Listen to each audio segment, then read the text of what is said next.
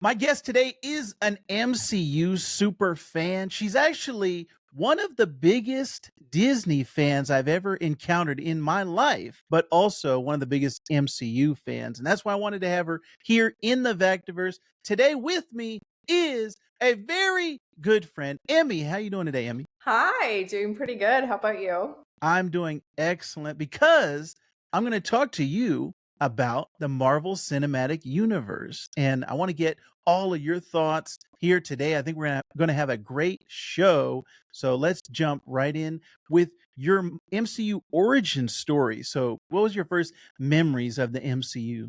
Oh my gosh. Honestly, I don't really remember. I think I'm going to start with X-Men. I think that was like my first ever introduction into what Marvel even is. I don't know how old I was, early 2000s, Yes. and the X-Men movie came out, it was a big thing. I remember watching that. I remember loving it. I was obsessed with Rogue, like Ooh. completely obsessed. And Oh, wow. I love storytelling.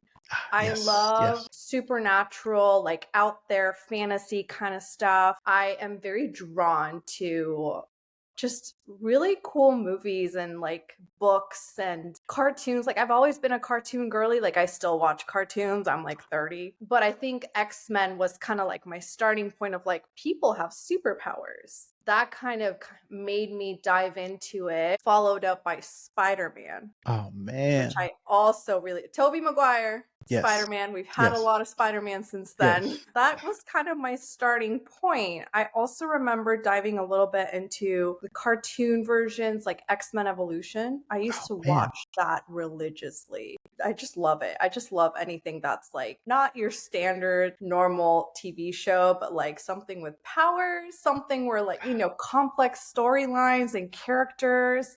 I love all of that. So I feel like You that kind of dipped my toes into the world.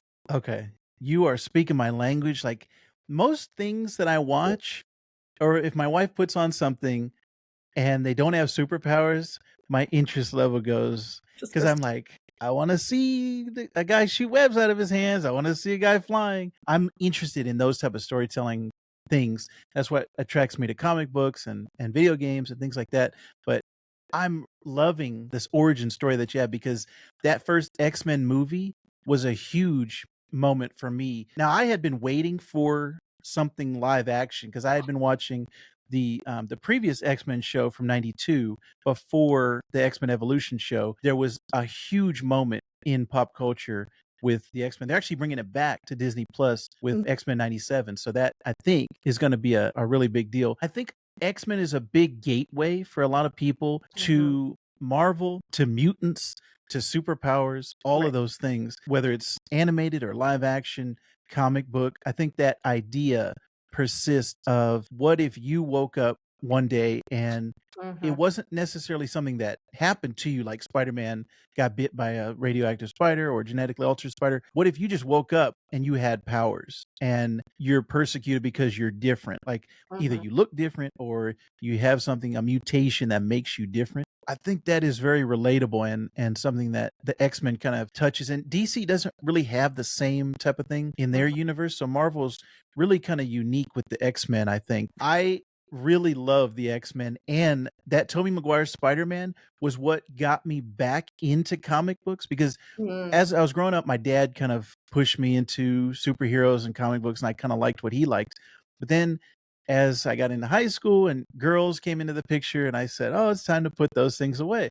But when Spider-Man came out, it was like, "Wait a minute. What have I been missing all right. these years that I wasn't reading comic books?" So that was a huge moment for me too. So I think you and I have that kind of origin connection as well between Spider-Man and X-Men. So those are great first steps. Do you remember when you first heard about Iron Man? Because that was like the official start of the Marvel Cinematic Universe. Iron Man was not a character that people were excited about when that movie first came out. Do you remember when you first heard about the first Iron Man movie? Yes, I remember. I remember vividly because I was so young. I've only ever seen X-Men, and my boyfriend at the time was like, "You have to come watch this movie with me." in theaters, and I was like, what is this? Like, who is Iron Man? I had no clue what Marvel was. I had Mm. no clue what the universe was. I've seen the comic books like at hair salons and stuff, like some of them, but like I've never seen anything in this world as like, like all of it together. And I didn't even connect it to X-Men. Like I had no clue. And I Mm. remember going to the movies, and I remember the scene where like Robert Downey Jr. just makes the Iron Man suit and just flies it for the first time. And I remember thinking, what am I watching? Like I was so not into it. I was like, what is this? This is like a boy movie. Mm. This is a boy Yes. movie. And Yes. granted, I love superheroes. I love anything that is Marvel related, but that first kind of MCU movie, I was not about it. I was just so bored. That I can see that because it was kind of like he was into hot rods, like he was into cars and machines, and I could see that being Right. very boy centric. Yeah. Right. I mean, Pepper's in it, but like, it's just like a boy movie. It's Right. not like Right. Marvel nowadays where there's like a very mixed like cultures and like, Yes. everything is in there. Like it was just a very like one tone to me. Right. People are going to come for me. I know it. But like in that moment in time and space of me being a teenager, I just was not into it. Man, did you even stay past the credits? What? Because that was not even a thing back then. It wasn't, no, I think it wasn't until like Thor or Okay. one of those where I stayed because a friend was like, oh, there's an extra scene. But before that, I just had no clue. And how smart of them to do that, to plug in, to create this universe that none of us had any idea where it was going. But I did not stay at that point. As a comic book fanboy, to me, it was like, this is what I have been waiting for. With the Spider-Man movie, it was all Sony. Like it was all just Right. Spider-Man. There was no other heroes existed. With the X-Men movie, there was just the X-Men, Fox. There was no other heroes that existed. There was a Hulk movie. I was like, why can't we just see them connect to each other? Why can't there was a Fantastic Four movie, and I was like, can we just see Spider-Man swinging in the Right, background? the We don't even have Fantastic to. Four movie. Yes, I the Jessica forget. Alba. Like I've seen it multiple times, but to me, it does not exist in the timeline. Yes, yeah, Hulk doesn't either. yeah. That was the dream. Was the connected universe, and it was like all these guys are characters that I love. I wish they could all be in the same universe, which is what I loved about the comic books, because there would be a comic where it's a Hulk comic, but Wolverine just showed up and he exists in this universe.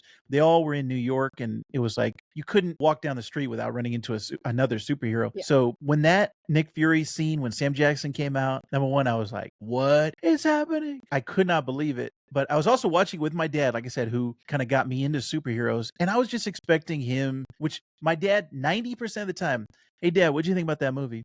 It was all right. 90% of the time. So I said, Dad, what'd you think about Iron Man? He turns to me. That was the greatest movie I've ever seen in my life. And I was like, I could not believe it had such an impact on him. Now, I loved it too, but for my dad, who is a very tough critic, it was like, that was mind blowing to me. Yeah. So that was like the start of the MCU. Where did it start to kind of pick up momentum for you, where you were like, I need to see every single one of these? Like, do you remember that moment? You know what? There's no one specific moment. I think that I did watch them individually. And again, like these are like formative years, right? Like when it happened, I like, again, teenager to like 20 something. So it's like you're kind of growing up with them. Right. In a way.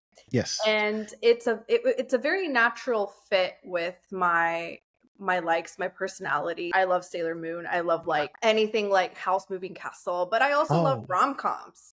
Yes, like yes. I have different sides of me. So like while I'm growing up, I'm also sort of seeing Captain America and then a Thor.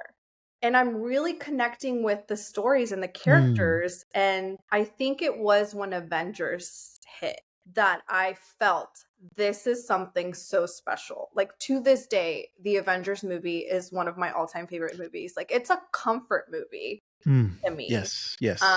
It makes me cry every single time. I always look over to my husband and I'm like, I just love how they all come together. Like they're all coming together to support each other and they're like in their own world, but like they each have their own unique like it's just like amazing to watch. Like I Yes. just really like it. The element of like you said, like everything is going to come together and they're all going to be like walking around New York because they're all there at the same time, you know? Yes. So I think it was the Avengers where I was like, this is it. I Yes. really like this. Man, I remember standing in line for the midnight showing of the first Avengers movie. That was back when they would show movies at midnight instead of today. You can see them at 3 p.m. on the opening day. But back then, back in my day, we used to have to stay up till midnight, kids, to watch these movies. And the Avengers was same for me. It was like coming together, that realizing each one of these stories that I've been watching year after year is leading Right. up to something.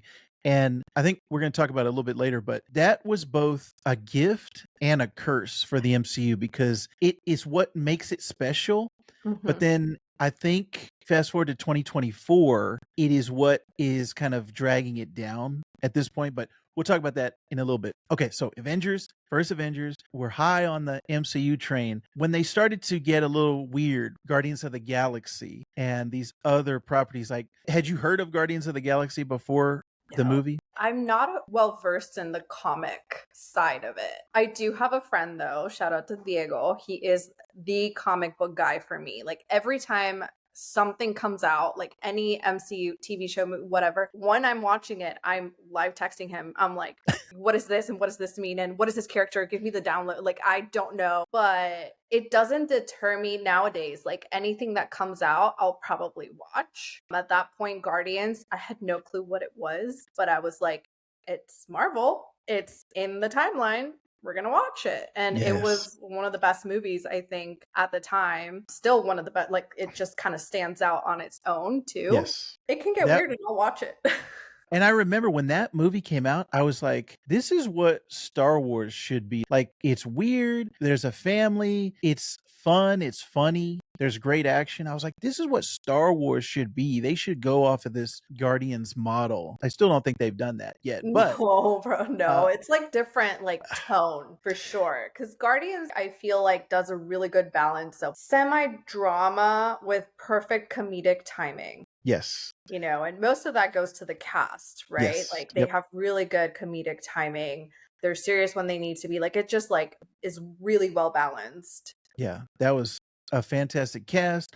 The writer director, James Gunn, his stamp is on that. Like his Mhm. fingerprints are all over that. And that was a great year too. That was 2014. Captain America 2, The Winter Soldier came out that year also. And that to this day is one of my favorite MCU movies of all time. Introduced Bucky as the Winter Soldier. It made Steve Rogers more interesting to me. The first movie was okay. The first Soldier, but it was the Winter Soldier that, like, I love Captain America. He's one of my favorite guys after seeing this movie. And I remember my wife actually took me out for my birthday, came out, and that was her birthday gift to me. So I was like, all right, this is a winner. I need to marry her. So I did that later. We were just dating at the time. But I think Guardians and Ant-Man were the two kind of weird ones from that. That was phase 2 of the Mhm. MCU, leading up to Age of Ultron, the second Avengers Ooh, movie. I watched that in Hawaii on my honeymoon. Ooh. Oh, nice. Yeah, I remember it because I was like, there's an Avengers movie coming out. I won't be home. I'm still going to watch it. Yeah. We left our resort to go watch it. Yes.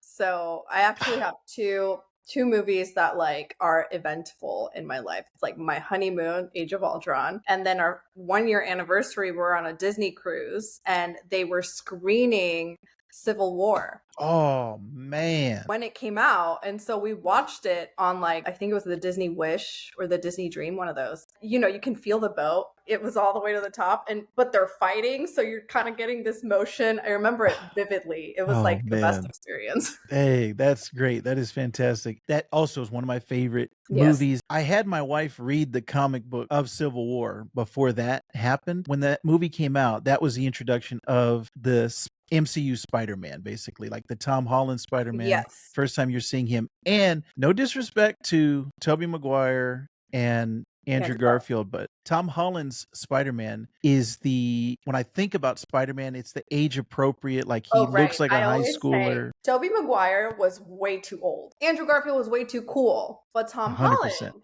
I Yes. feel like fits the personality of Spider-Man way more. Yes. No shade. The Tobey Maguire got me into it, but he was too old. I And he was know. playing a high schooler, and I was like, "What is going on?" And Andrew Um, Garfield just looks cool.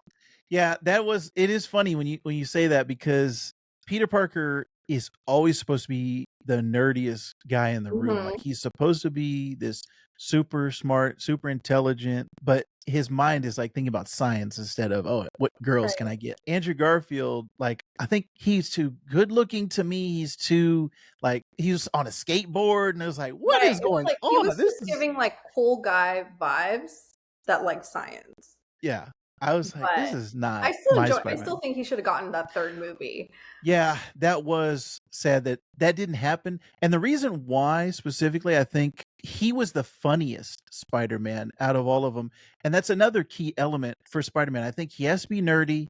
He has to be funny when he's in the costume because he's supposed to be Mhm. nervous and he's like talking the whole time, Mhm. kind of like they make Deadpool a little bit. That was one of the things that attracted me as a kid. I was like, oh, Spider-Man is funny. Like he Mhm. makes me laugh. And I always liked that. And then when the Tobey Maguire movies came out, I was like, "Where's the jokes?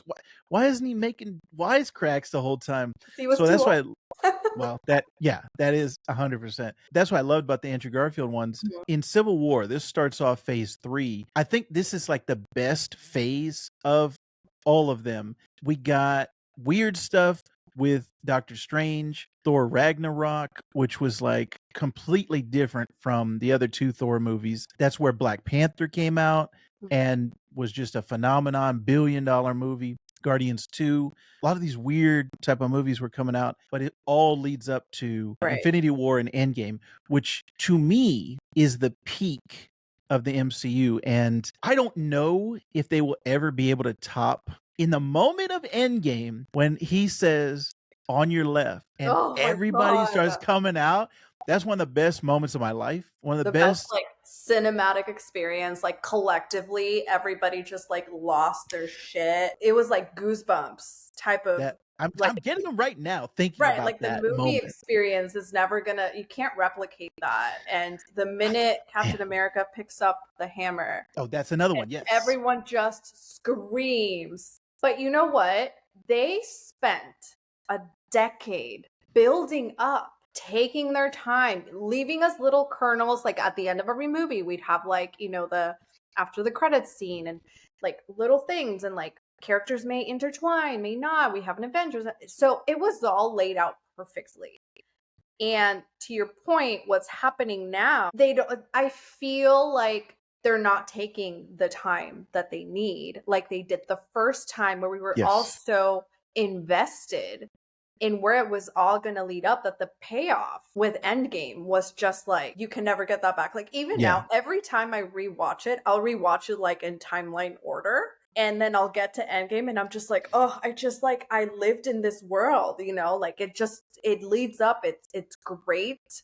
I always skip the Hulk, but it's That is my great. least favorite. Yeah.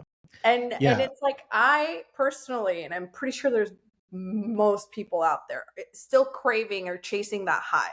Yes. I Like, think am I gonna get that payoff? there's been a lot of setup in phase 4, which is like Mhm. the current phase. There's been a lot of like setups, but no payoffs. And Right. that was what was great about first of all the first Avengers, like the setup of all of those, and then the payoff of the Avengers.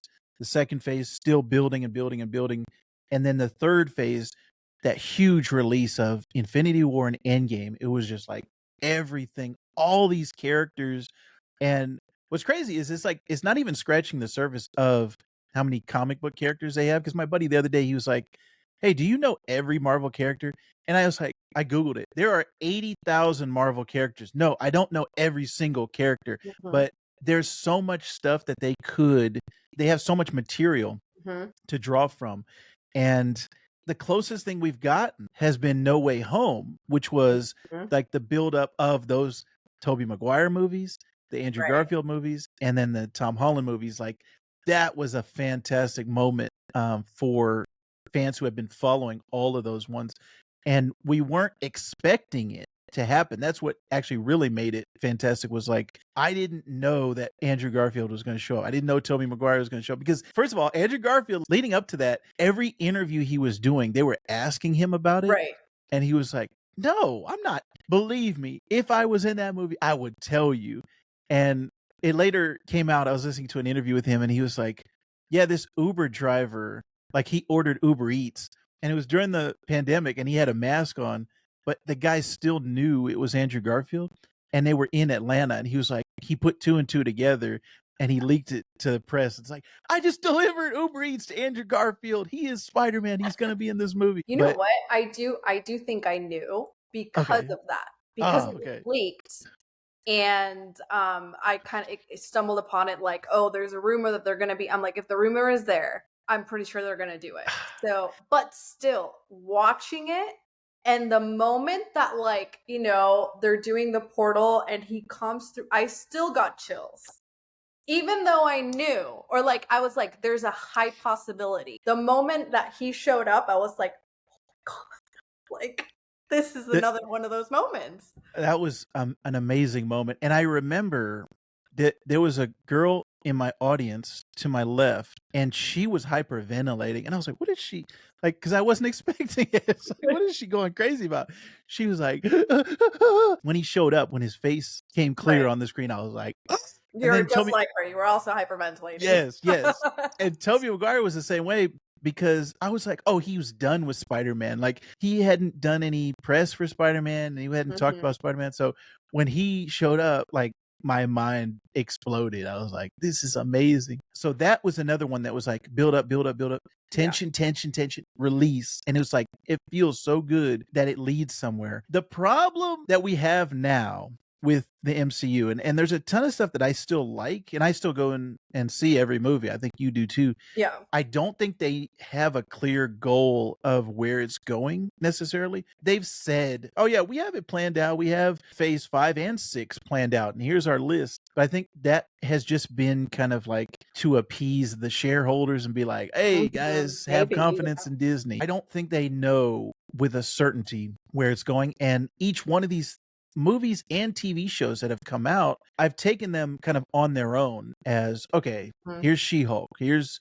this storyline. Which, did you like She-Hulk? Because I feel like that was kind of like a rom-com in the MCU. I liked it, but it's not one that I've rewatched, because I just don't have, like, you know, like WandaVision, I've rewatched it like 6 times. She-Hulk, I watched it once as it came out. I liked it as a standalone, like you said. It's a thing. I watched it. I'm good. Secret Invasion, I watched it. I'm good. But WandaVision and Loki, which were the original Plus series, those are the I've high rewatched points. a lot. Yes. Both of those are like the quality. Movies. Yes. The quality of those in comparison to the shows we're getting now, I'm like, what's going on, guys? What's going on?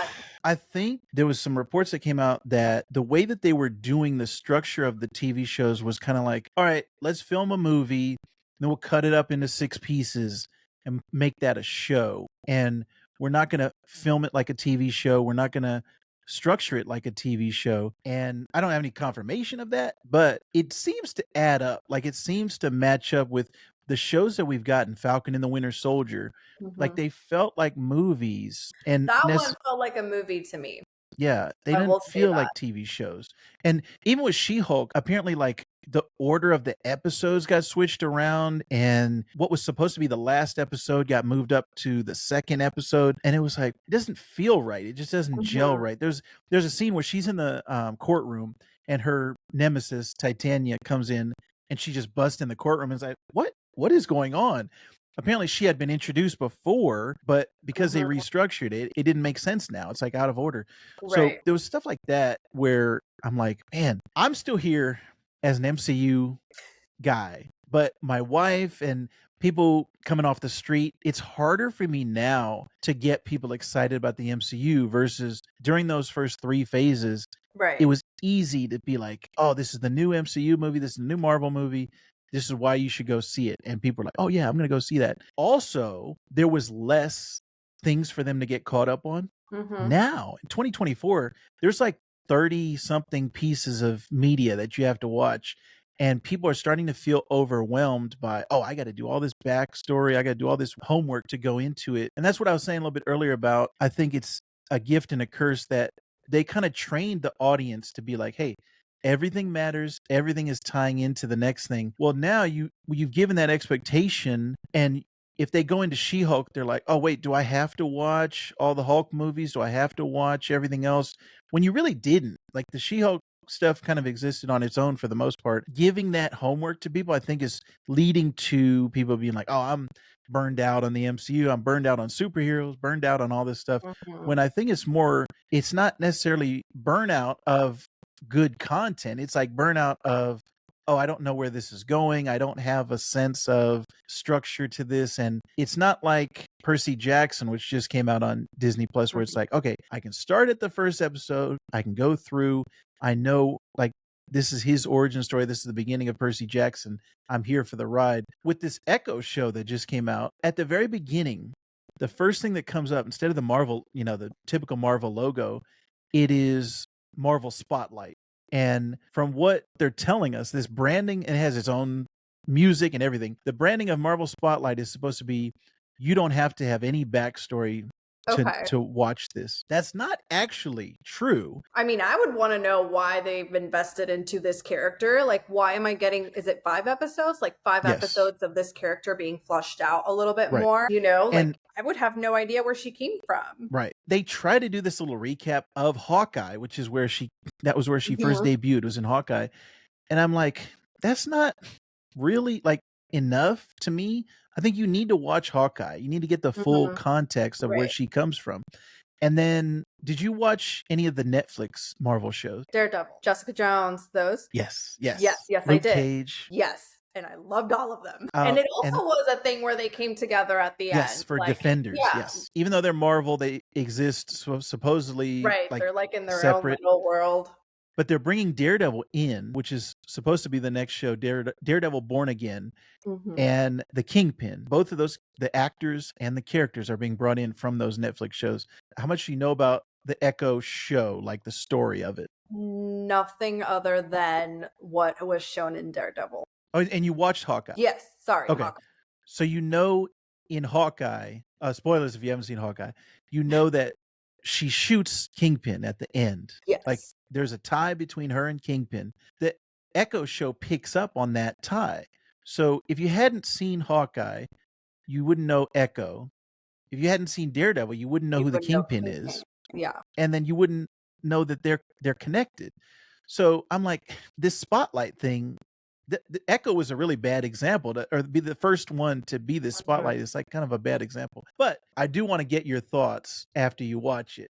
So add me to the Diego chat. Add me to every time we watch something, and I can add some knowledge there too. But I think for them to move forward now, there's two things that I think are going to bring back the excitement of the MCU. Number one is mutants, and you watched Miss Marvel, right? Not yet. Oh, Obviously, it's been a while, so I yes. know, and I even watched the ending. I haven't watched the movie. I'm a mom. Okay. I'm busy. I'm waiting for it to be on Disney Plus to watch it, which is probably not. But see, if this was phase 1, phase 2, I would have done whatever it took to watch. But now, because everything that's coming out is kind of like, I'll just catch it on Disney Plus. But Yeah. anyway, I do know there's a little preview, and there were rumors of the X-Men. So I was like, okay, yes. Yes. Let's Okay. see how we do. You bring up a great point. I think after COVID, have been trained to wait for Disney Plus on a lot of stuff, and I think that's hurt both Marvel and Disney. Star Wars hasn't had a movie since, so they haven't necessarily felt it. But I think all the Disney properties are feeling that at the box office. And the one you're talking about is The Marvels. Here's another confusing thing. Miss Marvel was the show on Disney Plus with the young girl, Pakistani girl. So she is in The Marvels. Right. And I did watch her show. Okay. So she's a mutant. She's the first mutant. Technically, she is the first mutant in the MCU. And the Marvels has a X-Men something in it. In the show, she's talking to her buddy, and he's like, hey, I scanned your blood, and there's a mutation. And right when he says that, the X-Men music plays in the background. It's very slight. Okay. So that is the first confirmation that there are mutants in the Marvel universe. But that's In the for comics, Monica Rambeau, not for, right? so Monica Rambeau from WandaVision, and then And the Marvel. Kamala Khan is the first Okay. mutant in the Marvel universe. If they can do the X-Men right, Yeah. if they can introduce mutants, make it make sense, because why haven't we seen mutants this whole time in the Marvel universe, right? Well, Like maybe we have. that, I hope they make that make sense. Like Doctor Strange made us forget, oh, they were here the whole time, but Doctor Strange made us I don't forget. want them to do that. That would be like just like a very quick like exit route for them to be like, Yeah, it makes less sense for the older characters. Like, okay, let's say Rogue is young. Let's say they have these young characters, right? Okay, we didn't know about them. They're just now coming out. Wolverine has been around for centuries. Mhm. Like, we should have known about him. In She-Hulk, there is a little background thing. If you pause it, there's a newspaper clipping that says to Oh, be right. I did Wolverine. see that. I did see that. Yeah. So maybe they'll be like, and I don't know what, Deadpool 3 is coming out this year. That's going to be the That's only gonna MCU be, movie, yeah, and Hugh Jackman is in it. is in it. So Maybe we're going to with get the yellow some, suit. yes. Maybe we're going to get some multiversal Wolverine. If they can do the X-Men correctly, that is going to bring in so many people back into the theater. And if the word of mouth is like, this is amazing, you got to go see the X-Men movie. That's the first thing, I think, to get people back excited about the MCU. The second thing is the Fantastic Four. They've already announced that, and there's been a little bit of drama behind the scenes because the directors have changed, and there's been and we still don't have like a confirmation on the cast yet. But Fantastic Four was Marvel's first family. Before the Avengers, it was the Fantastic Four was a super team of heroes. Do the Fantastic Four right and get people talking about it. I think those two things are going to bring the MCU back. I think that they might, because based on their track record, we've had the Tobey Maguire, the Andrew Garfield, and then Tom Holland, which was, right on the money.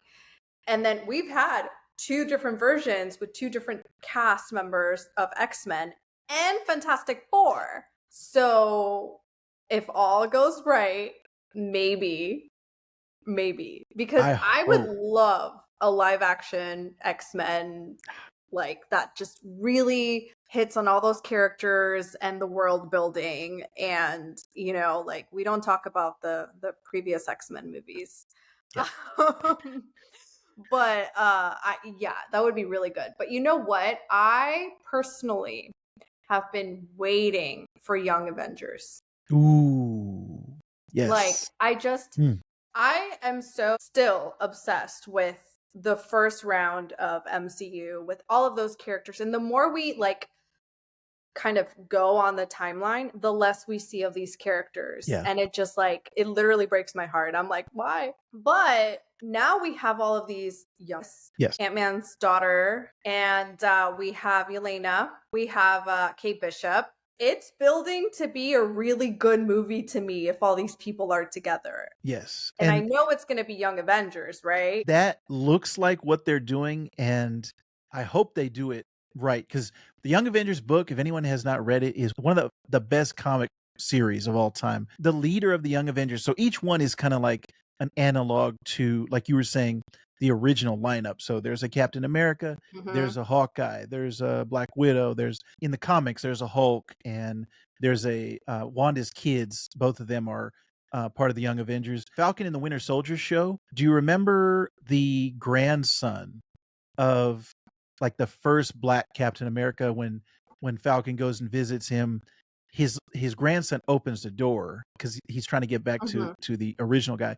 His grandson is Patriot. He's the one who's supposed to turn into the Captain America of the Young Avengers. So I'm hoping they can do that storyline correctly, because Young Avengers. We're gonna get a Captain America movie. Yes, maybe, he could be introduced in there. They have been introducing the Young Avengers characters. Right. I'm gonna guess if they do introduce them, that's going to be to keep tying it into Young Avengers. I'm going to call it right now. We'll see. Yes, I would love to see that. That would also bring back excitement. And I hate to say this, but I almost think some people have aged out of the MCU, like who started in phase 1. now in phase 4 and phase 5, children are like they're starting to pass it on to their kids, and maybe that audience will latch on to Young Avengers and be like, "Hey, my dad liked the Avengers, and now I have the Young Avengers." So hopefully that'll grab some new New MCU fans. fans. But man, I cannot wait to see what is in store because I want these lead ups to matter. I want them Mhm. to go somewhere because a lot of the post credit scenes have not been paid off at this point in the current Right, phase that we're in. And I right. don't want those to be like we never get a resolution for those. Like Mhm. I don't know what's going to happen with this Blade movie because that keeps on getting pushed back and there's been a whole bunch of stuff, but I'm hoping we get this release of hey, all of this stuff is leading to stuff. Multiverse of Madness, the Doctor Strange, where all of a sudden Charlize Theron shows up and hey, you gotta go in Right. this dimension with me. Let's go. And it's like, I'm like, "Can what? I get that movie?" Yeah. I know the comics background, but like for the movie, like we don't get anything about who that is, what her name is. Right. Like, That's kind of the sort of thing where I have to text and be like, "What the hell just happened? Give me the context." Like, as I don't read the comics, right? So like, where would you get that information? You just right. have to wait and hope that they're working on Doctor Strange 3, which Yeah. I guess he's still missing his third movie. Everyone's gotten green. I don't know if he will not. Because at Yeah. this point, it's been a while. Yes. And another thing we have to now account for is the actors aging out because either Right. aging out or their interest, I think, is like, hey, I'm done with the MCU. I've like Chris Evans, like, hey, Yeah. I did 10 years. I'm good. All right, guys. Or Robert Downey Jr. Like, because the humans age in real life, we can't keep the characters the same age like they do in the comics, where it's like, hey, Right. Peter Parker's been 30 for 70 years now. And it's like, Wouldn't that be nice? yes. So that's another I want to see how Marvel reckons with that. Are they gonna just pass it off to the next guy? Like, all right, now you're Captain America, now you're Black Widow. Or are they gonna reboot it? All right, we're bringing it back to Steve Rogers again. I We're doing really, this again. really, really hope that I don't get a reboot in my lifetime. It's perfect. Do not mess with it. Yeah. I'd rather There's a the passing of the mantle than a reboot. yeah, I'm with you. I think there's a part of me that wishes they had stopped at Endgame because it was like the perfect if Mhm. if you had like that was the Right. perfect way to seal off this universe and then go to something else after that. But I'm with you. I Well, we wouldn't have gotten Wanda, Vision, and Loki because those were like right after that, and those two shows need to live. I love both of those Mhm. shows. So yeah, I'm I'm conflicted. Like there's two parts of me that's like Right, I know. half of me Maybe likes after that, this. they could have cut it off because, Yeah. as much as I love Marvel, the movies and everything right now in this space that we're in with Kong, I'm just like it's not like with Thanos and like the build up. Right now I'm just like, is he a big bad? Do Yeah. I And feel the threat? Do I feel the stakes? Not really. I don't know if it's because he hasn't been mentioned as much because we're not getting as many movies as we used to, but I'm like, where is this going? his appearance in Ant-Man, the Quantum Mania version of him was not as threatening as I would have liked him Mhm. to be. I think his Loki, the version that appears in Loki, He Who Yeah, Remains, to me was the most imposing. Like that's the guy that I'm afraid of. right. And we got him in both seasons of Loki, but everything else has been like Right, maybe I like haven't seen him or any like a lackey or anybody connected to yeah, him. So I'm like, where are we going? Where is this leading? I am usually the person that is like, I am like waiting for the next Spider-Man, for the next, and I yes, know it's coming. But now I'm like, what's coming? Like, I don't yeah, even know. right, And again, I love these movies, but I'm yeah, like, I don't know what's coming. I don't know what yeah, to look forward to, except maybe please send me Doctor Strange 3 so I can know what happens. yeah. Um, I think it's like catching up with them of like them doing it one by one instead of all right, we have this overall plan. It feels like now the curtain's being pulled back, like the seams are showing, and it's like, oh, wait a minute, they didn't have a plan the whole time. mhm. They're kind of going by the seat of their pants, and that's fine. They can do that, but don't promise me you have it all figured out, you have a plan, and you know where it's going. If you're doing it, all right, let's see how this progresses. Let's see, did the audience like this one? Okay, we'll continue in that direction. Or if they didn't like it, we're going to move away from them. And now we Mhm. have the real life thing with Jonathan Majors because of Right. what is happening with him. We don't know if Marvel is going to, because they haven't said, are they just going to push Kang to the side and not use him?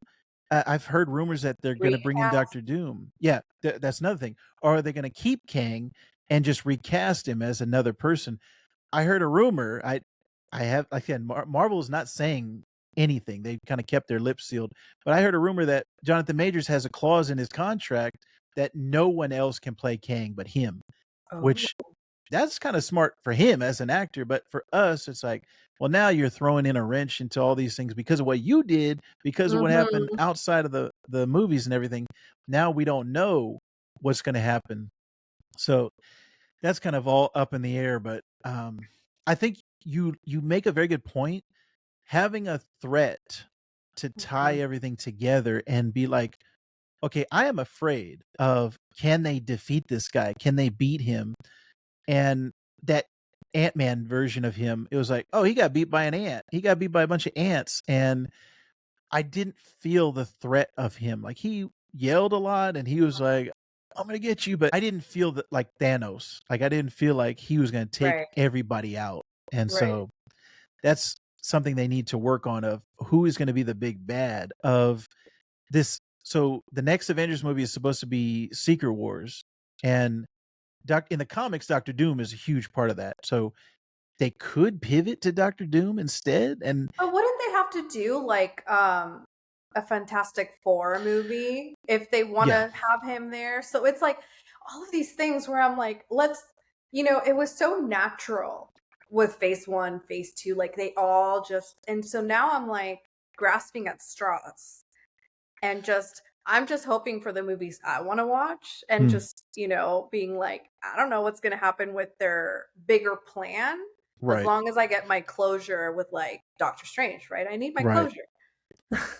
They have a release date for Fantastic Four. It's May of 2025. So next year. Mm, They don't even have the cast in place yet. So I yeah, don't know, like, has the story been written? I don't know what's going to happen with that movie. It seems kind of fast. Like, we know a lot of stuff that's, the movie's next year. So right. People hopefully they can, yeah. pushed the date so much that I even forget that it's a thing. Yeah. There's Like that, I and then the Thunderbolts is the other one. Right. Like, not that I've lost interest because if I see that something's coming out, I'll go watch it, but I'm not following it like I used to because it's all over the place for me. Right. Yeah.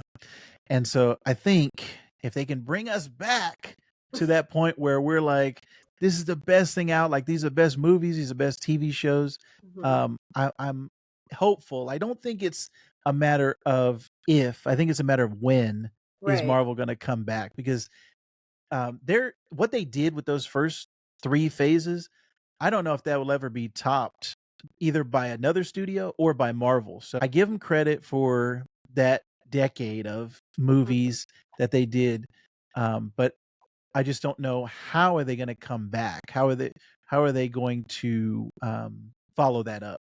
So we will be here uh, waiting and anticipating, and I hope, Emmy, that you enjoyed yourself and you will come back and talk about Echo or the Marvels or the next phase of the MCU, and let us know what you're thinking, because you are, like I said, one of the biggest Marvel and Disney fans that I know. So I love talking to you about this stuff. I love hearing your perspective. So please come back to my show and do another round here in the Vactorverse. I definitely will. I'll talk about anything all day, every day. I have thoughts. Yes. Yes. Perfect. Um, Emmy's got thoughts, and we hopefully have more episodes for you here in the Vectorverse in the future. We're going to be talking more about all of the comic books and Star Wars, all the things that your heart can desire here in the Vectorverse.